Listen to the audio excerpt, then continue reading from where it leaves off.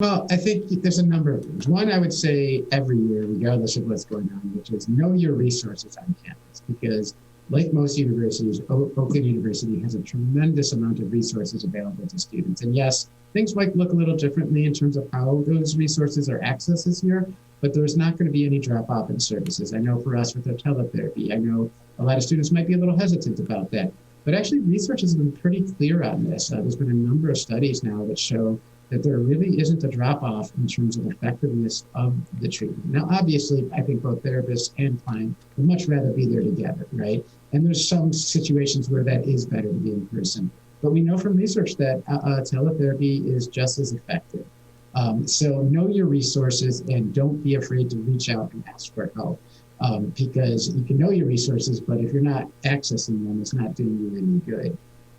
Specifically to this year, some of the tips I've been talking with my clients about is, there's so much uncertainty and unpredictability going on in the world right now.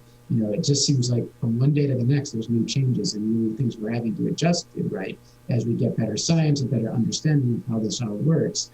I know it's cliche, but we really need to try and find the things in our lives that we do have control over and focus on those, because we can get out of balance and we can focus on all of the things that are unpredictable, that are out of our control, and that's certainly going to just cause our anxiety to skyrocket. So find the things that you can focus on that are in your control, that especially things that make you happy.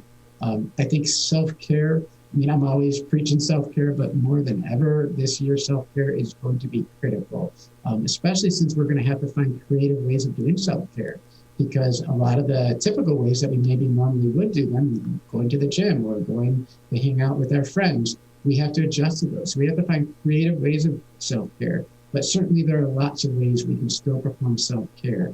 And I really, really hope that everybody makes it a regular daily thing for them. I always preach that we should be treating self-care just like we treat our schoolwork, our work, sleeping, eating, all the things that we consider necessary for living and being successful. Self-care should be right at the top of that list. So when I have students write up their weekly schedules, if I'm helping them do time management, things like that, I make sure that they're actually putting time for self-care in there, that we're actually scheduling it. Because if you just expect it to happen, oftentimes it's one of the first things that drops off the list. Another thing, and this speaks to the kind of overall theme of finding a balance with things, is know your limits. Everybody is different in where their limits are. And I think it's helpful to be aware of what's going on in the world and be knowledgeable about the pandemic and knowledgeable about what's going on with the social injustices that have now been really coming to the forefront too.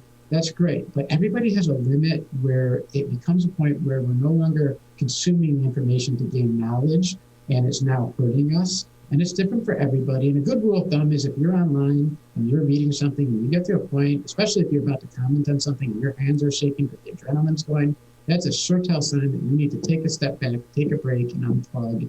I've been recommending to people to take kind of social media breaks from time to time just to kind of recharge.